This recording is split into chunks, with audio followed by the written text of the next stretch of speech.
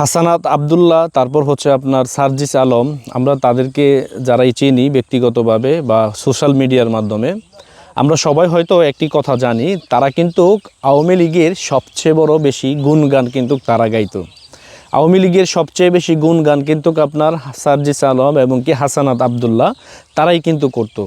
এখন প্রশ্ন হচ্ছে, তারা কেন আজকে এত বড় একটি বিপদের সম্মুখীন বাংলাদেশকে কেন ফেলে দিয়েছে?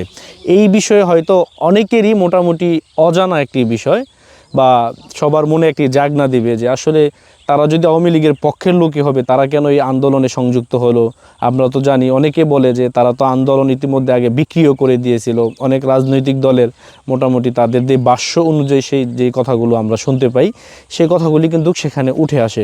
কিন্তু প্রশ্ন হচ্ছে যে সার্জিস আলম সে হচ্ছে একটি বিতর্ক প্রতিযোগী।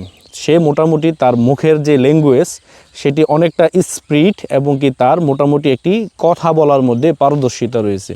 যেমন গোটা ওয়ার্ল্ডের মধ্যে বঙ্গবন্ধু শেখ মুজিবুর রহমান উনি দ্বিতীয় ব্যক্তি যে কিনা ভাষণের দিক দিয়ে শ্রেষ্ঠত্ব অর্জন করেছেন।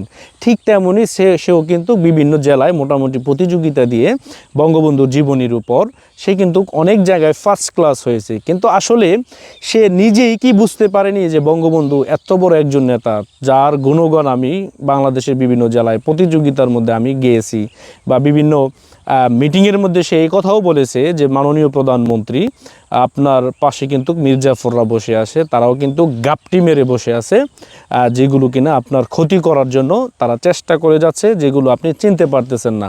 আসলে কি আমরা তাদেরকেই ধরে নিব যে শেখ হাসিনার পিছনে একমাত্র তারাই গাপটি মেরে বসেছিল শেখ হাসিনাকে ডুবিয়ে দেওয়ার জন্য?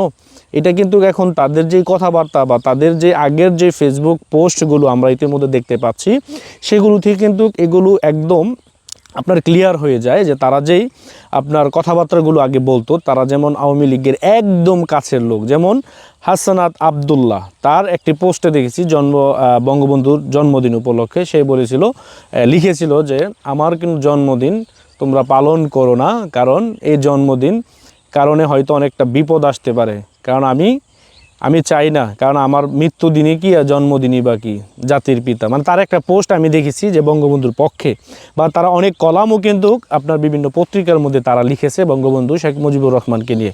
কিন্তু আজকে কেন তারা এত বড় একটি ষড়যন্ত্রের মধ্যে দেশকে ফেলে দিয়েছিল? ওই যে তারা বলেছিল যে খন্দকার মোস্তাকও কিন্তু আপনার বঙ্গবন্ধুর একদম কাছের লোক ছিল, তার মানে বঙ্গবন্ধুকে যারা হত্যা করেছে তাদেরকে কি আমরা সাপোর্ট দিতে পারি?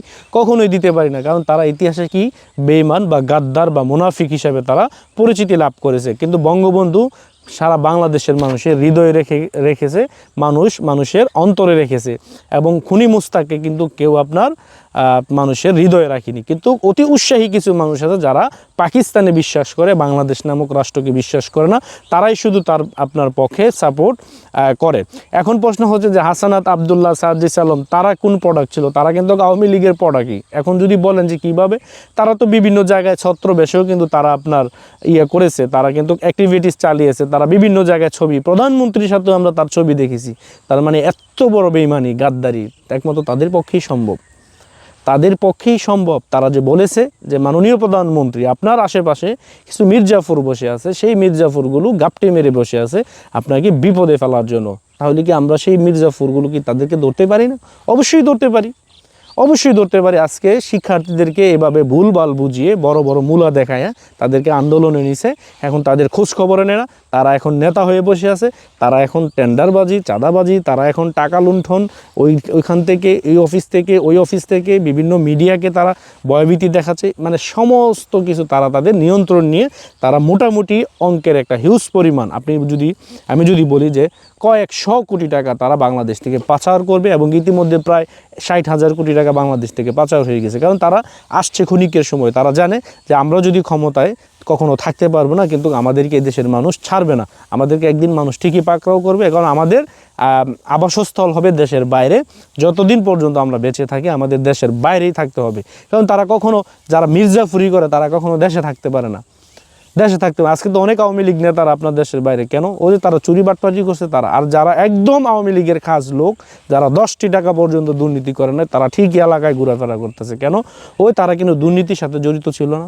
দল ঠিক আছে, কিন্তু দলের কর্মী যারা দলের নাম ব্যবহার করে যারা আপনার দেশের টাকা পাচার করছে তাদেরকেও আমরা কখনো সাপোর্ট দিই না। কিন্তু এরকম মির্জাফর যারা করে, মির্জাফরি, তাদেরকে থেকে কিন্তু আমাদের সবাইকে সাবধান থাকতে হবে। সেই মির্জাফরগুলোই কিন্তু হচ্ছে তারা যারা এখন বড় বড় লম্বা লম্বা কথা বলে, আপনার উচ্চস্বরে বক্তৃতা দেয়, বঙ্গবন্ধুর বিরুদ্ধে গিয়েও তারা কথা বলে।